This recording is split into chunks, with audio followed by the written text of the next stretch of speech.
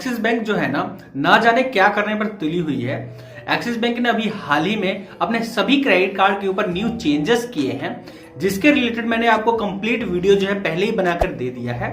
लेकिन इस वीडियो में हम बात करने वाले हैं specially Flipkart axis bank credit card के बारे में, क्योंकि Flipkart axis bank credit card के ऊपर फिर से कुछ नए बदलाव हुए हैं। आप ये मेरे हाथों में भी देख सकते हो, Flipkart axis bank credit card का मैं खुद कस्टमर हूं और मैं इसे बहुत टाइम से यूज कर रहा हूं और one of the best credit card इसे माना जाता था कैशबैक कैटेगरी में। लेकिन अब इसमें जो चेंजेस हुए हैं ना, इसे जानने के बाद आप खुद से डिसाइड कीजिएगा कि ये बेस्ट क्रेडिट कार्ड रह गया है या नहीं रह गया है। तो कंप्लीट डिटेल में जानने के लिए बस इस वीडियो को आप लास्ट तक देखिएगा और चैनल पर पहली बार आए हैं तो चैनल को सब्सक्राइब करके नोटिफिकेशन बेल को जरूर से ऑन कर लीजिएगा, क्योंकि ऐसे इन्फॉर्मेटिव कंटेंट आपको हमेशा हमारे चैनल पर देखने को मिलता रहता है। तो आप सभी को और ज्यादा टाइम ना लेते हुए चलिए आज के इस टॉपिक को शुरू करते हैं। तो बात करें पहले चेंजेस की, तो पहला चेंजेस यही है कि अब जो है आप रेंट पेमेंट करते हो अगर Flipkart axis bank credit card से, तो उस पर अब आपका जो मैक्सिमम कैपिंग लगा दिया गया है 1500 रुपए का। यानी आप 20,000 रुपए ट्रांजेक्शन करोगे तो उस पर आपको जो 1% के अकॉर्डिंग 200 रुपए और 18% जीएसटी के अकॉर्डिंग 36 रुपए, यानी 236 रुपए आपको पे करने पड़ेंगे। यहीं पर अगर हम एग्जांपल लेके चलते हैं, अगर आप 2 लाख रुपए स्पेंड करते हो तो वहां पर 1% के अकॉर्डिंग आपको 2000 रुपए चार्जेस लगने चाहिए, लेकिन आपको सिर्फ और सिर्फ 1500 रुपए प्लस 18% जीएसटी आपको चार्जेस पे करने पड़ेंगे। तो पहली चीज तो ये देख लीजिए, आखिर कौन पर्सन होगा जो 2 लाख रुपए का रेंट पेमेंट करेगा। मुझे तो बिल्कुल नहीं लगता कि 1% पर्सन भी रेंट पेमेंट जो है 2 लाख रुपए का एक बार में करेंगे। और सेकंड चेंजेस जो हुआ है डायनेमिक करेंसी कन्वर्जन को लेकर हुआ है। चाहे आप अदर कंट्री में जाकर आप किसी भी पीओएस मशीन या ऑनलाइन ट्रांजेक्शन करो, या फिर आप इंडिया में रहते हुए भी किसी ऐसी कंपनी या मर्चेंट पर ट्रांजेक्शन करो जो रजिस्टर्ड है अदर कंट्री में, तब भी आपको 1% प्लस 18% का जो मार्कअप फी है वो आपको पे करना पड़ेगा। तो ये जो दोनों चेंजेस हैं सभी क्रेडिट कार्ड में हुए हैं एक्सिस बैंक के। लेकिन अब मैं जो आपको 2 अपडेट बताऊंगा वो specially Flipkart axis bank credit card में हुआ है। जैसा कि आपको पता है कि Flipkart axis bank credit card के ऊपर अदर ट्रांजेक्शन पर आपको 1.5% के अकॉर्डिंग कैशबैक मिलता है। हम यूटिलिटी बिल पेमेंट करते थे या इंश्योरेंस प्रीमियम पेमेंट करते थे, एजुकेशन पेमेंट करते थे, तो उस पर हमें 1.5% का कैशबैक मिल जाता था।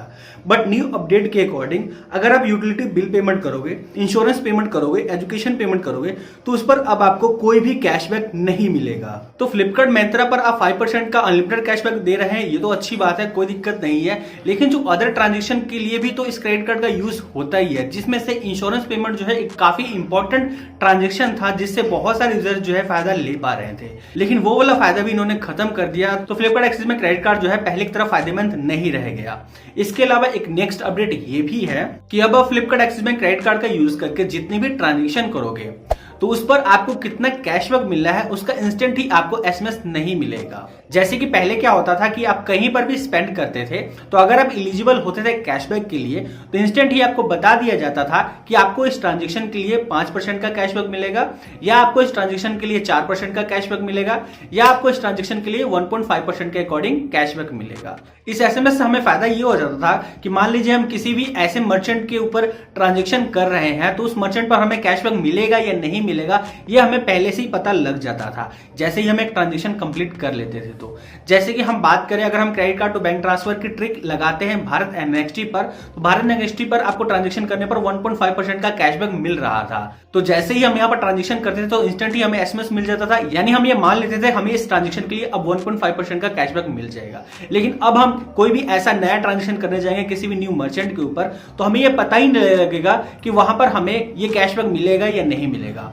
आपको बिल्कुल ही लास्ट में जब आपका टोटल कैशबैक हो जाएगा उसके बाद में आपको बताया जाएगा कि आपको जो है कितना कैशबैक मिल रहा है। इट मींस अब आप कोई भी ट्रांजेक्शन करोगे तो बिल जनरेट होने के बाद ही आपको पता लगेगा उस पर आपको कैशबैक मिलेगा या नहीं मिलेगा। सो ये कुछ न्यू अपडेट आए हुए हैं Flipkart axis bank credit card users के लिए। तो आपका इन अपडेट के ऊपर क्या ओपिनियन है, आप अपना ओपिनियन बताना चाहते हैं तो हमें कमेंट बॉक्स में बता सकते हैं। साथ ही आप Flipkart axis bank credit card का मैक्सिमम यूज किस पर्पस के लिए यूज करते थे ये भी आप हमें बताना चाहते हैं तो कमेंट बॉक्स में बता सकते हैं। बट अभी मैं अगर आपको इसका अल्टरनेटिव बताऊं तो Airtel axis bank credit card में इंश्योरेंस पेमेंट पर आपको कैशबैक मिलेगा, आप चाहो तो उसका यूज कर सकते हो। उम्मीद करता हूं आज का इन्फॉर्मेशन आपके लिए बहुत ज्यादा हेल्पफुल रहा होगा और वीडियो आपको पसंद आया होगा। वीडियो पसंद आया तो लाइक करके शेयर जरूर से कर दीजिएगा।